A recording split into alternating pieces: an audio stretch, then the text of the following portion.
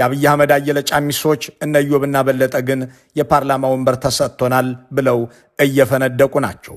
መስከረም ደርሶ ወንበሩ ላይ እስኪቀመጡበት አላስችል ያላቸው ይመስልም ገና መቀመጫው በተሰጣቸው ማግስት ጀምረው የአብይ አህመድን የጦርነት ፖሊሲ እየባረኩ እንደግፋለን እንጂ ጦርነት ጀምር እያሉ ናቸው።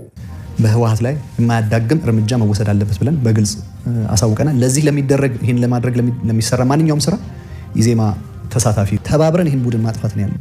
ተረባርበን ህወሓት የሚባልን ቡድን የአረመኔዎች ስብስብ፣ የጨካኞች ስብስብ ለአንዴና ለመጨረሻ ጊዜ ከኢትዮጵያ ላይ መንቀል አለብን። ሁለተኛውና ብዙ ሰው ያላስተዋለው የውጭ ሚዲያዎች ዘመቻ ነበረ።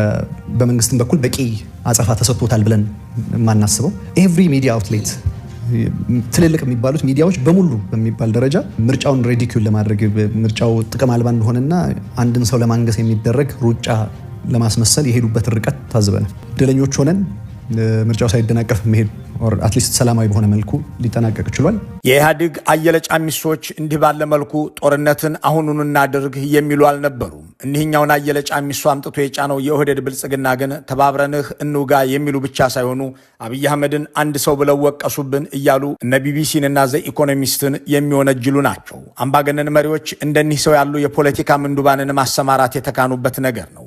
መንግስትን መደገፍ፣ የመንግስትን ተቃዋሚዎች መቃወም ስራቸው የሆነ ግን ፓርላማ እንዲገቡ ወንበር የሚሰጣቸው አሊያም መንግስት ገንዘብ ከፍሏቸው ከፓርላማ ለቀው የሚወጡ ሰዎች አሉ።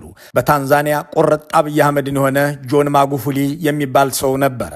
ማጉፉሊ ቁርጥ ኢዮብንና በለጠን የሚመስሉ ምስለኔዎችም ነበሩት። ከ5 ዓመት በፊት በፕሬዝዳንትነት ስልጣን ላይ ያለ ህይወቱ ያለፈው ማጉፉሊ እሱ ወደ ስልጣን ሲመጣ ፓርላማው ከነበሩት ከ300 የሚልቁ ወንበሮች ውስጥ ከ100 በላይ በተቃዋሚዎች የተያዙ ነበሩ።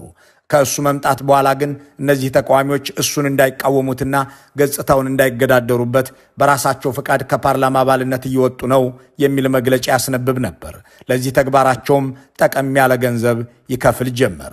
መቃወሚያ ወንበራቸውን ትተው ህግ ማውጫ መቀመጫቸውን ጥለው የሚወጡትን አባላት የሚጠይቁ ጋዜጠኞችም ማይክሮፎናቸውን ይዘው ቀረቡ። አባላቱም ለምን ከፓርላማ እንደወጡ ሲጠየቁ ፕሬዝዳንታችን ሁሉን ነገር እየሰሩት ነው፣ የምንቃወመው ነገር አሳጡን፣ እሳቸው ድንቅና ታማኝ የህዝብ አገልጋይ ናቸው እያሉ መልስ ይሰጡ ነበር። የማጉፉሊ በለጠ ሞላዎችና ኢዮብ መሳፍንቶች ገንዘብ ተከፍሏቸው ወንበር የሚያሞቁ አይደሉም። ቢያንስ ፓርላማውን ትተው በመሄድ ጊዜያቸውን ለሌላ ስራ የሚያውሉ ናቸው። እንዲህ ያለ ክፉ ተግባር ያስተማረው ማጉፉሊ ግን እያደገ የነበረውን የታንዛኒያን ዲሞክራሲ ውሃ ቸልሶበት እሱም ሞተ። እሱ ምክትሉ አድርጓት የነበረችው የአሁኗ ፕሬዝዳንትም የአገሯን ወጣቶች ገድላ ጥቂት በለጠ ሞላዎችን ይዛ ምርጫ አደረግሁ ብላ በስልጣን ላይ የቀጠለችው ከወራት በፊት ነው። So we find it's a good opportunity for us as a party. አዎ የፕሬዝዳንት ሲሲ ደጋፊ ነበርኩ፣ ይህ ደግሞ የሚካበድ አይደለም የሚሉት እኒህ ሰውዬ የግብፅ በለጠ ሞላ ወይም ኢዮብ መሳፍንት ናቸው። የመዝገብ ስማቸው ግን ሙስጠፋ ሙሳ ይባላል።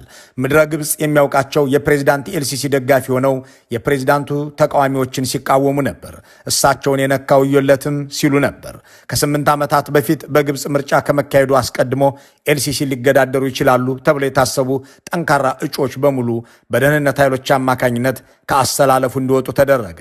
የቀድሞው የጦር ኃይሎች ጠቅላይ